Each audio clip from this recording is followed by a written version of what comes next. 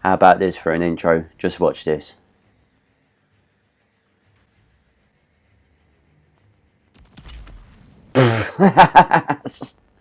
Oh, that still makes me laugh. I'm so happy that clip saved. What's up, guys? Welcome back to Warzone Wamblings, and you've got all four of us today. It is Shane, Dogger, Domi, and myself. And what you're going to be seeing visually in terms of the footage here is a little bit different to what I normally do, because we're not the highest kill teams. So what I have to do when I normally put these videos together is I have to take about 10 different matches with all the kills and slam them all together to make it look like one action-packed sort of flowing motion, and then I finish off with whatever victory we have. But today you're actually going to be seeing some raw footage. This is just 2 matches on the map Vondel, trimmed down obviously so you don't have to watch both matches, which are about 15 minutes each. But it's just to give you a bit of an insight in how sometimes we don't really even get the kills, or the kills just do not go in our favour. But enough of that, let's be talking about today's topic. As you've seen in the thumbnail on the title, some messed up scenes in movies, and some which have really stayed with me for the better or for the worse, because when it comes to messed up scenes, it is all down to the individual and who is offended by what. I know I use the term offended quite a lot, but when it comes to writing disturbing scenes, that is actually what you're aiming for, or how much you can bring something to life that is so visceral and so brutal. Again, it depends on the reader and the viewer, but I'm going to be talking about a few of these and different ways they do affect people, and how you can maybe implement that in your own writing. So the first one we're going to be talking about is one of the most famous of all time, which is in the movie Alien, with the first ever chestburster scene. And how this works and why this works, particularly if you've never seen the movie, or if you imagine back in 1979 when this movie first came out, no one had ever seen the human body violated that way, particularly from an organism growing inside someone and then bursting out their chest in the way that it does. It's an iconic scene for many, many different reasons. And the reason that this works is because back then there was no scenes like that. No one had ever seen anything like that before. And there is blood, but I don't consider it a gore scene. There's just enough blood to convey the actual brutality, but without going too over the top. So it was a clever move by the director in terms of how they shot it, because I don't know if a lot of you know this, but behind the scenes, director Ridley Scott did not tell the actors what was about to happen. They knew what happened in the script, but they didn't know in terms of the mechanics and the prosthetics that was used of just how brutal it would look. And Veronica Cartwright's reaction when she screams, "Oh God!" that is 100% genuine. So that's just a play on what you can do. You can add brutality to a scene if it's never been seen before, particularly when it comes to the violation of the human body. But that is something that does stick out in terms of all brutal scenes, is the violation of the human body, whether it's something that's not particularly personal. Again, in Alien, with the chestburster, it's not really personal. It is just this creature's life cycle. And if you look at the TV show Chernobyl, you know, the what would I say? It's not a reenactment, is it? A biopic, maybe. If you've seen that TV series, episode 3, when they see the victims in the hospital, you know, the effects of radiation, that stuck with me in terms of the visuals, because they did it so well in displaying what a lethal dose of radiation will actually do to the human body. But again, as it's disturbing visually, it doesn't burrow its way into you because it's not personal. And the ones that are personal or just downright depraved are the ones that absolutely rip into you the most. I'm not the biggest fan of gore itself. I do like blood, guts, action and all that kind of stuff, but there is a difference between gore and something that is more story based, because gore is there to disgust. And when I'm looking about this scene that I'm about to talk to you next, this is something that is full on gore. It's from a movie called Cannibal Holocaust. I recommend you don't watch it because it is a brutal movie. But I've also realised recently, or I've found out, that the animals that die in this movie were actually killed on screen for real.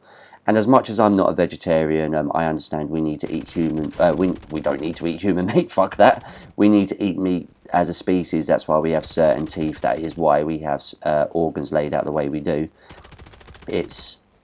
I'm not a fan. You know, I will never watch that movie again after finding out what happened to the animals on site. And before I go on any further with Cannibal Holocaust, you can see we have the victory there. I didn't get any kills whatsoever, but when the scoreboard comes up at the end of this, you're going to see I actually had more damage given out to the enemies than Domi, and he got 4 kills and I got none. But that's just a bit of a visual insight in how we can get a victory playing as a team with, unfortunately, me getting no kills. It's not the greatest content, but Team RPG there with another win. Back to Cannibal Holocaust, however, this is one of those found footage movies. I think it was one of the first ever, and it follows a group of, or finding the footage of a group of students, I want to say they are, who've gone deep into the jungle to find this, uncontacted tribe.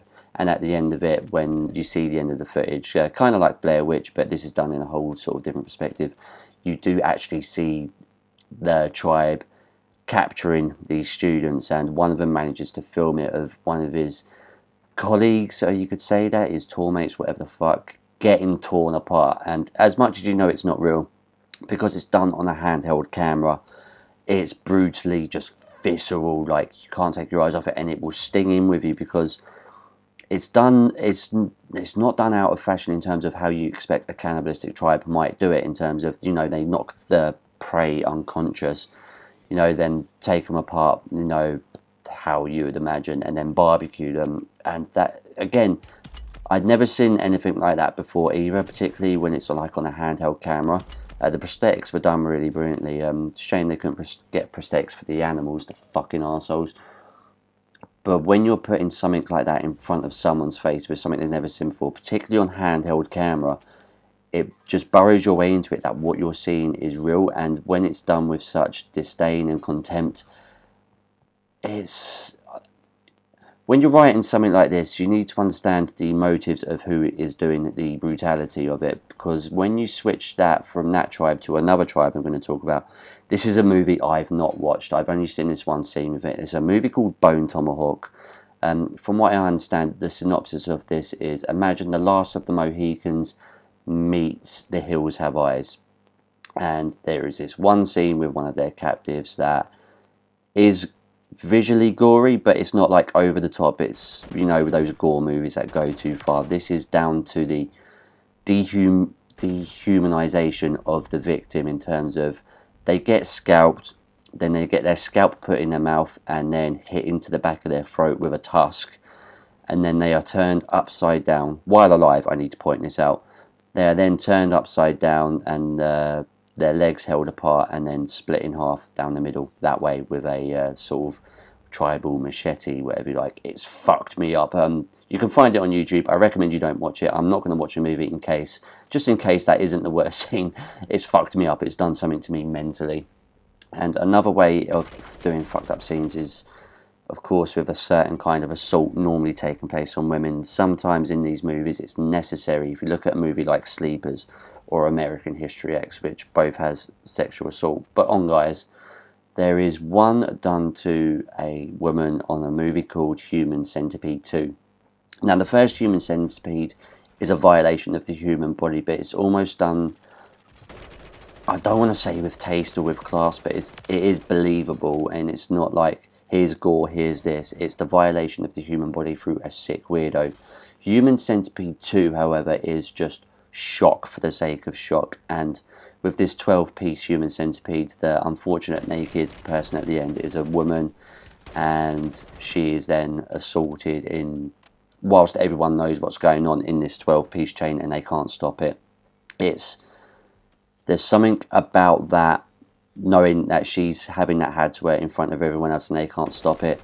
It's a fucking horrible. It is just disturbing. And notice there, I've got a Warzone victory there with my first ever clutch win. I've got wins before, but that's the first time I've won a match where I was a lone survivor. But that was just a brief look into some of the most brutal scenes that I have seen in movies. If you've seen any more, let me know down in the comments and I'll make sure to fucking avoid them. But yeah, this has been Pembroke Zone, another episode of Warzone Wamblings. For you new writers out there, you can have shocking scenes, you can have gross scenes. You just got to be really careful and really classy about how you implement it. As always, much love, take care, and peace. Oh, and subscribe!